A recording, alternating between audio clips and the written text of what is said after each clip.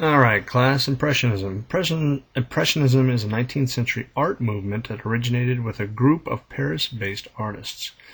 Their independent exhibitions brought them to prominence during the 1870s, 1880s, in spite of harsh opposition from the conventional art community in France.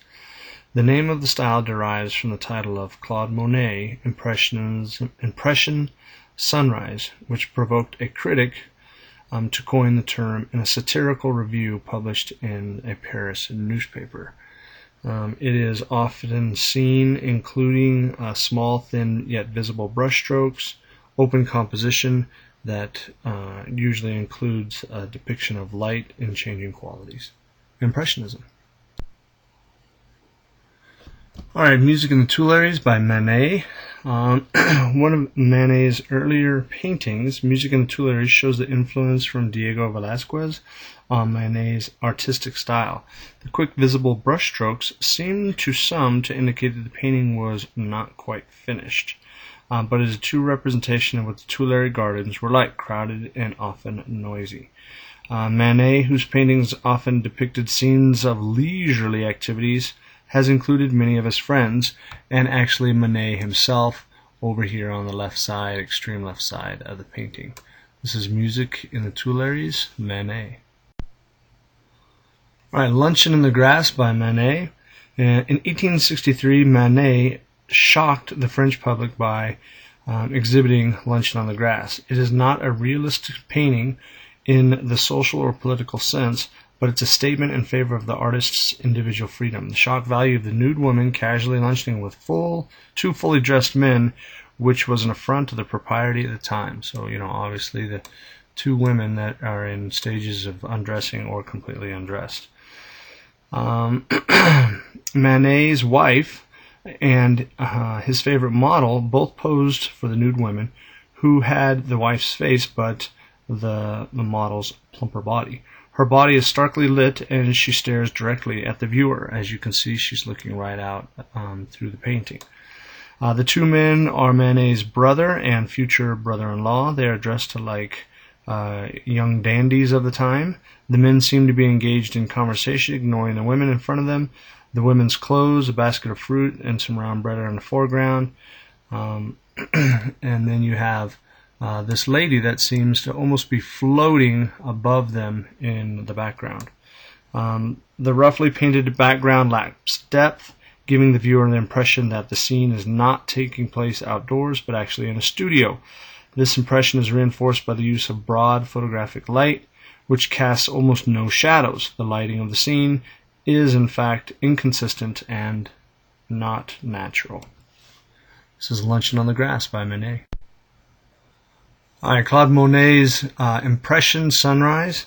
In this Monet painting, the sun is placed against the dawn sky with orange and blue-violet contrast. Because it is a very misty morning in the harbor, the clouds are colored by the rising sun in the dense mist, and the boats take shape with great definition. The abbreviated, darker brushstrokes in the water create motion and ripples, while the hint of orange and yellow appear as reflections of the sunrise in the harbor water. The ship's masts are sometimes disrupted by the rippling water, as the silhouettes of the boat seem to be disappearing in the mirrors. So we've got that taking place here, and over here. An interesting observation about this painting is that although the sun seems to be much brighter than the rest of the scene, of course right here in the middle, if viewed removing all color, the sun almost disappears. This supports Monet's mastery of depicting light effects on scenes in which he painted. This accurate reproduction of Monet's impression and resulting mood of atmospheric conditions dominate and limit the importance of the great detail. The viewer almost feels that he is looking out the same window that Monet did that spring morning. Once called an abstract piece of unfinished work by critics, over 100 years later, Monet's work Impression Sunrise is part of a historic art movement, and Monet helped to make a name for all Impressionist artists as well. This is Impression Sunrise by Monet. Morisot's The Cradle. This Mauressat painting is about looking. The young mother, the artist's sister Edma, gazes lovingly at her newborn against a background with a draped window and the gauzy tulle netting rendered in the soft blue and pinks invite the viewer's regard. While the pink ribbon delineates the separate worlds of the mother and newborn, Mauressat uses curves and diagonals to emphasize their connectedness. Edma's head and left arm, for instance, are aligned with the infant's crooked arm to reinforce the gaze from mother to baby. So here you can see the mother, and her left arm is kind of crooked, and then so is the baby's, drawing your attention to the baby's face. It is also reiterated by the drapery fold behind Edma's head that points to the infant. So you can see the drapery back here also pointing down to the infant in the cradle. The feathery loose brushwork in the tulle epitomizes the style of the painting that defined Impressionism and enraged the art critics of the time. This is The Cradle by Mauressat. Alright, The Dance Class by Degas. On this particular painting, The Dance Class, he shows us two dancers waiting to be assessed by the master ballet artist Jules Perrault. So here you can see these two young ladies that are sitting around here waiting while the rest of them dance. Degas prepared by making numerous drawings of dancers posing for him in his studio. His lively brushwork and light, bright colors were typical of the Impressionist movement. Their use of color was partly influenced by Japanese prints in what was also called in France Japanism, which was made for the dramatic use of cut-off composition, where the subject is cut off or chopped in the frame, that Degas employs so cleverly here and throughout his other works. Degas was also heavily influenced by the early years of photography and by overturning traditional composition rules. This work looks like a snapshot, but it is meticulously planned, with the eye drowned instantly to the arresting foreground, a group of two dancers, before being taken into the picture by the receding floor planks. So you can see that immediately your eyes are drawn, like I mentioned earlier, to these two dancers in waiting, but then the floor planks take you to the rest of the room where the rest of the action is. Degas was always considered himself to be a realist painter, but this employs many of the Impressionist painting style. This is The Dance Class by Degas. Alright, The Ball at Folies Bergère by Manet. The painting exemplifies Manet's commitment to realism, although this painting has employs many Impressionist types of style.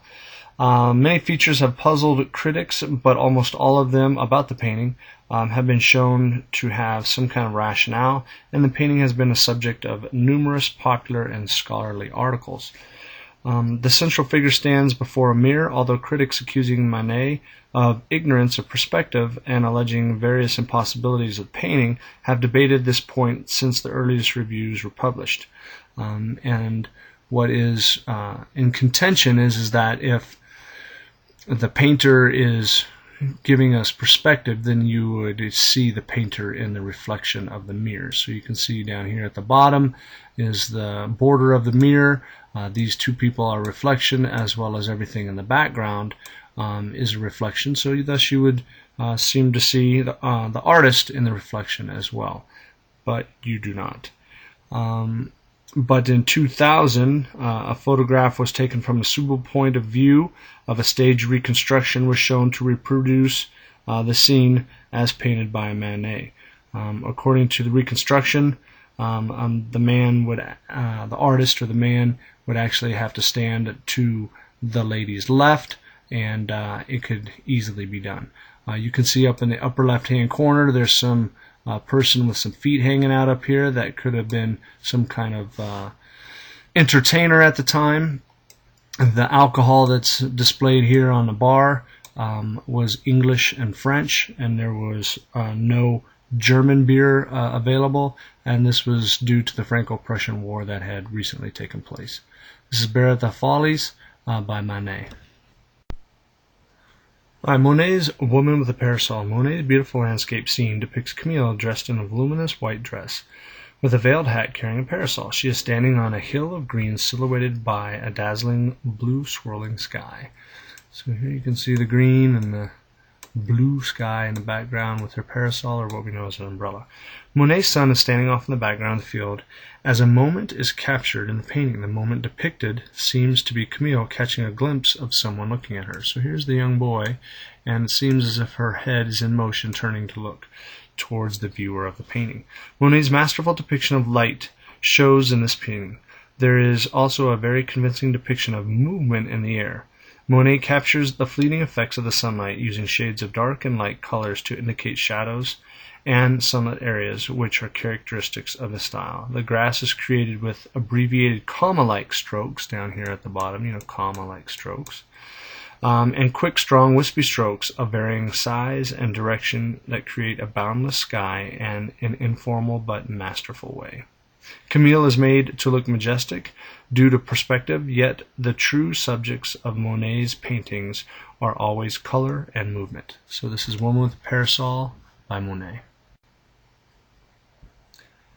Dancers in Blue by Degas, one of Degas' most famous works. This pastel and paper creation was made in 1899. Degas captured unique angles of the dancers and cropped it in ways that were new to the art world of the time, Impressionism. In Blue Dancers, Degas was trying to show that dancers are beautiful, but much more than that. In other painting, he shows dancers off stage, proving the strength and the amount of time necessary to be a ballerina. Degas repeatedly made works of art revolving around ballerinas, in which he spent most of his time and career. Dancers in Blue by Degas.